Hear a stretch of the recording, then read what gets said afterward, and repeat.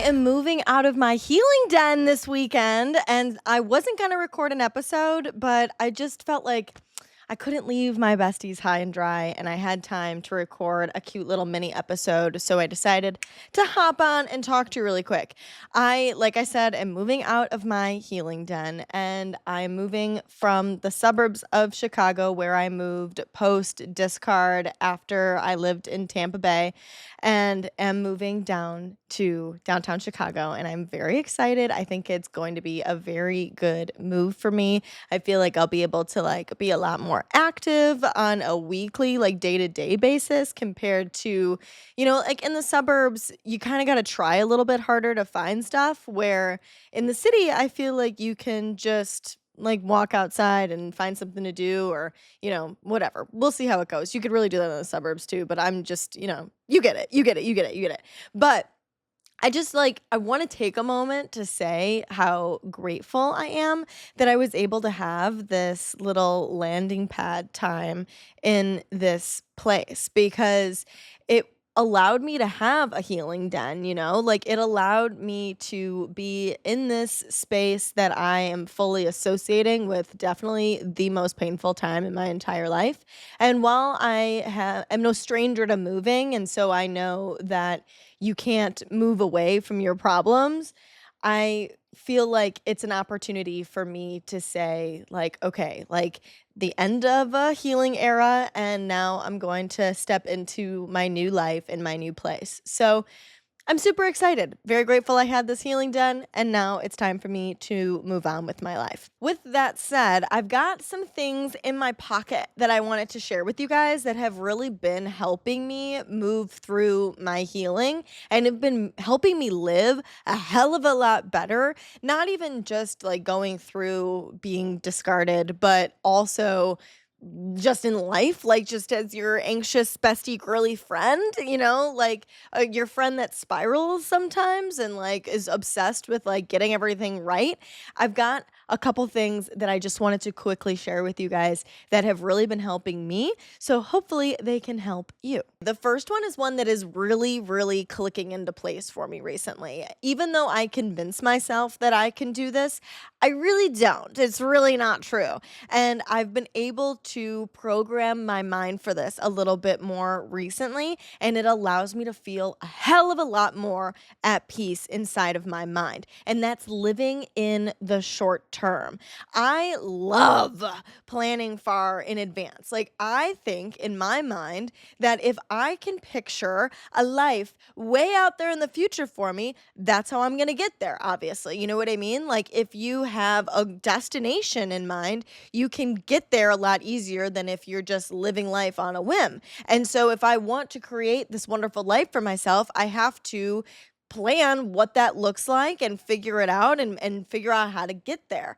But it causes me a lot of anxiety, and it causes me a lot of stress, and it causes me a lot of feelings of not enoughness, and I could be doing more and I could be doing better. And it makes me feel like, I almost make it to this very special, great life, but I don't actually. And it just makes it so that I'm really trying so hard to enjoy my life, and ironically causing myself to not live well. When if I live in the short term, it makes things a hell of a lot better. And this idea first came to me when I was in therapy, because I just started therapy a couple weeks ago, because God knows your girl fucking needs it.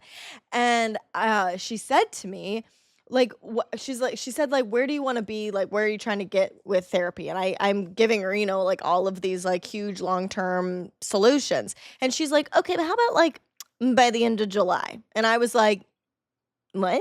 I don't know what that means. I don't know how to live like that. But ever since she said it, I'm like, oh my God, wait, maybe I could try to think more short term. But then I've been shortening it even more to just today. What am I going to do today to make myself feel good? So then it leads me to the spiral of, okay, but I love living for today and like that's all good and dandy, but how am I making sure that I'm doing something each day to get me towards the goal that I want to get to? And I heard somebody say on a TED Talk not that long ago that the human brain, like what sets us apart from animals, is the fact, one of the things is the fact that like we can do that, like that we have the ability to think out into the future. And obviously, like that's such a powerful tool, but also like it really hinders us sometimes. So thinking on this like day-to-day scale, but how do I use that to my advantage still? Get a motherfucking planner, dude. When you have a month in front of you, like think a month in front of you, pull out your calendar, put that bitch on the table, and plan out things that you want to do. Write down the things that you want to get done in a month. Write down activities that you're gonna like be involved in, and then just leave it in the goddamn calendar. Like, let your future and your ideas, like, if you have an idea when you're out in life and you think of something that you want to do, have a note in your phone, write it down, and then put it in the calendar as a to do list or as an actual event that you can plan for. And then just leave it where it lies. And you don't have to spend all of this time stressing about it inside of your mind because you'll have it written down for you as something to do. And you trust yourself enough that you'll get it done because it's written down and it's on your to-dos, it's planned into your life. So then you're able to just enjoy your day-to-day and not stress about all of this future shit. The second mentality that's been carrying me through lately is that you are allowed to get it wrong. I have like a deep core belief that I'm not good enough. That is one of my largest wounds. And I ChatGPT'd a 30-day healing moment for me that I've got a different journaling prompt every single day that I go through and I answer the prompt and then I write my answer to it into ChatGPT and it spits out like all of the underlying things that it picks out from like what I'm saying and how to heal those things.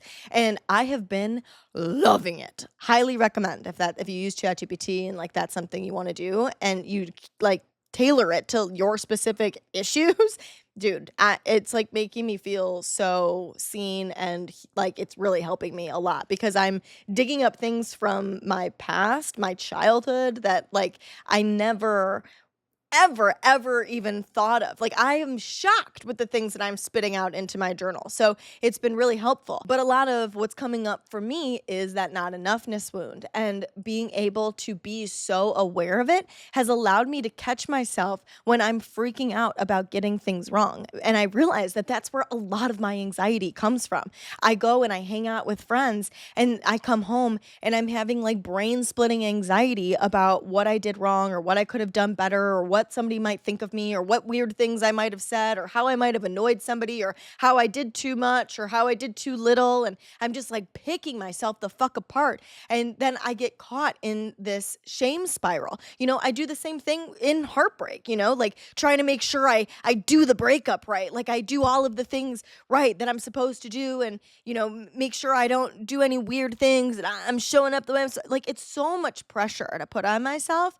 And I just have been able to say to myself lately, like, you're allowed to get it wrong, bro. Like, you're allowed to make mistakes. You're allowed to have annoyed somebody. You're allowed to have shown up in this weird way. And let's be honest, nobody's paying that much attention to you. Like, if it's really about external people, like, everybody is so fucking focused on themselves. And we all know that, but we have to remind ourselves of it so frequently.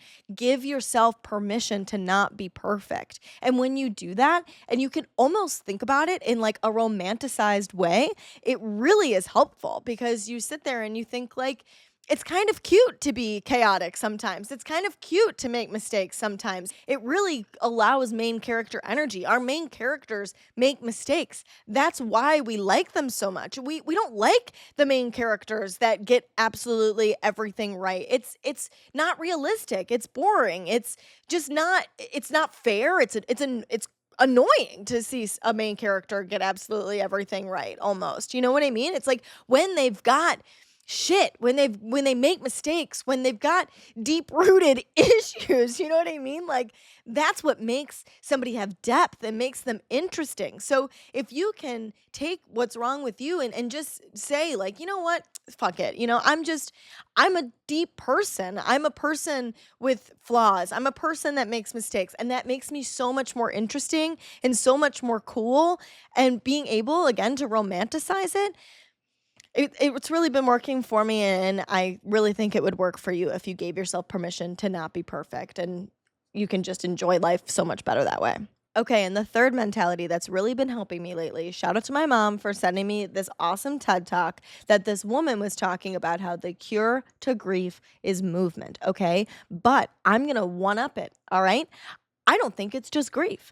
I think it's the cure for any emotional or mental discomfort that you're experiencing. If you're spiraling, if you're anxious, if you're depressed, if you're grieving, if you're just freaking out about something, if you get yourself in motion, it fucking helps. And I'm not talking about like getting up and exercising. And I'm not talking about getting up and changing your whole life. I'm just talking about moving forward. Wait, actually, not even that. I mean, you move forward, yes, and like so that's also motion, but I literally just mean motion. I literally just mean like getting up and doing something else. Let me give you an example. I was out for the 4th of July last night with some friends, and I was sitting up in this stool, and I was like not alone, but I was just like where less people were. And so I was kind of just like sitting, vibing, almost like by myself in a sense. And suddenly I could start to feel my brain slip into grief. I could feel it start to think about being discarded and where I was last 4th of July and, all of these things that weren't good. And I'm starting to not feel happy. So I immediately recognize that it's happening and tell myself I have to put myself in motion. So I got up from the chair and I pulled a chair up to a table of my friends and I joined into that conversation, and that feeling went away. And I was able to just, do something in motion. The other day, I was lying in bed and I was starting to spiral and I was starting to feel bad. So I got up and I fed my cats. And then maybe I like put some stuff away. I turn on the TV. I go and I get a bottle of water. I go stand out on my balcony. If you want to get a little bit crazy, I mean, you can go for a walk outside. You can do a workout routine. You can do some yoga. You can start to clean your house. You just literally anything to physically like move away from what you are what's happening in your head. Like just put yourself in motion. It's kind of like, okay, when you want to get something and you walk into a room and you completely forget what you walked in there to get? Literally the same exact idea. Like if you can just get your mind to like focus on something else by like having to do the oomph and like get yourself up and start doing something, it helps your mind focus in a different direction. It helps you get out of the spiral that you're in, like in that moment. It makes it not feel like so all consuming because you're getting something out of that spiral. Let it be like validation or, feeling like you're problem solving it or whatever. Like you're getting something out of spiraling. So if you can move away from that physically, like up into life, and start doing something else, you might still think about it. Like when you go through things, especially if it's like a big deal. Like I would be lying to you guys if I said like, okay, I'm like sitting here spiraling and then I got up and went for a walk and suddenly I'm not thinking about it anymore. No, but it gets you away from this idea that you have to like fix the feeling and that you can just move through it. And it helps you feel better. Like every single time I have done this, I have felt better. These are not magical cures that are going to take away all of your anxiety or make you never spiral again or cure all of your grief, but they're little tools that really do work if you can remember to implement them. Try them. They might work for you. They might not, If it works for you, great. If it doesn't, we'll just keep chipping away until we find something else because god damn it, we're going to find something that works for you. I got your back. Even though it's a mini episode, I never neglect my besties, so we are going to do a Wellish check. This week's question of the week is so relatable, and I'm very excited about it. So it says, when anyone is telling me about something that they're going through, I tend to pitch in with a similar situation that I have experienced or I'm currently facing. I've become more aware that sometimes this can come off as me taking the focus off of them or making it about me.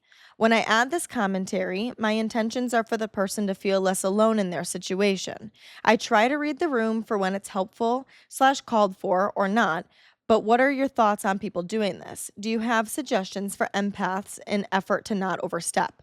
First of all, I love that you said for empaths because that is so real, that it's very much coming from an empathetic place. Because I do the same fucking thing. And I always wonder the same thing. Like, I definitely am trying not to overstep or make it feel like it's about me or take the attention off of them. Like, I want them to feel validated and I want them to feel seen and I want them to feel like I'm present in, like, for them instead of being in a situation about myself. So I think that, it is very much you feeling for them. So let's figure out like the best way to do this empathetically so that you're not doing it to make it about you. And I think the biggest thing is compassion, knowing when to speak up and knowing when to just sit with them through whatever it is they're going through. I think a good 3-step rule of thumb for empaths when you're experiencing like this bubbling up feeling of wanting to contribute is one, are they finished talking? Like, let them finish what they're saying. Let them just like sit there while they get all of the stuff in their head out. And I think that is something that's really helpful because seem like I have recognized being in situations with people and doing it myself that like I'm excited to contribute to the conversation, especially if it's something I feel like I can like connect with them on or relate with them on. And I'll be like, oh, girl, same. Like, oh, absolutely. I've experienced this too. Oh, this is what I did in that situation. And like, when I have been on the receiving end of that, it does kind of feel like, let me share my story in a sense. I don't, personally, like, I don't, I, I'm cool with that, but I enjoy when people bounce back and forth. But I have felt like, okay, like this is my time. Let me explain my story before. So I think like making sure that they're finished getting everything out of their head before you insert your story is like a good first thing to focus on. And then a second rule of thumb is tune into how they're talking. Like, what is it that they're saying? Are they more in emotion mode or are they more in solution mode? If they're in emotion mode, I would lean into listening more and just sitting there with them through whatever it is they're talking about. But if they sound like they're trying to problem solve, if they sound like they're trying to gain a solution, if even if they're not directly asking you for advice, but you can tell that they're kind of like trying to figure it out, that's when maybe you can step more into the role of like talking about your experience and what you did to work through what it is you went through or any advice that you have. And the third rule of thumb I would say is, can you say it in one sentence? Like, can you not take over their entire story by like launching into one of your own? But if you could say something in one sentence, I would definitely like contribute that and then see how they respond. If they respond, well, maybe at that point they would even say like, oh, what did you do in this situation? Or what advice do you have for me? Or they'll relate back to you, oh my God, shut up. You felt that way? I felt that way too. Like, this is what I experienced. And then, you can jump in naturally based off of their response to the one sentence. I think a lot of the time sharing your story does make somebody feel less alone and it gives them a little bit of guidance, like especially me, like going through this like hurtful time that I'm going through. Anytime I hear somebody say that they came out on the other side of whatever it is, whatever feeling I'm experiencing, I'm like, tell me more. I need hope. I need to know that it's okay. But I think that there's a time and a place for it. And I think that if they aren't like done speaking or if they haven't fully got the emotion out yet, it can feel like a little bit of an emotional interruption, an emotional disruption. So I think it's really good that you're mindful of it because I think that is, something that a lot of people don't have. Because you're aware of it, you're probably already like so much farther along than a lot of people that are actually doing this in a problematic way. If you have questions for the Wellness Check, please make sure to DM them to me. That's the easiest way for me to see them. But you can also send me one through Wellish's website, wellishpodcast.wordpress.com. There's also the submission link in my highlights on Instagram. That's at Wellish Podcast. That's both on TikTok and on Instagram. And then you can also message me on my personal Instagram at sarah.rittendale. I want you guys to know that you are so incredible. I am in your corner, absolutely always, and we are going to get through this little thing called life together. So the next time we talk, I will be a fully living city Chicago girly. So talk to you from my studio apartment. Say goodbye to my cute little studio space if you're here with me on YouTube, and get ready for an even better one. All right. Talk to you guys Monday. Bye.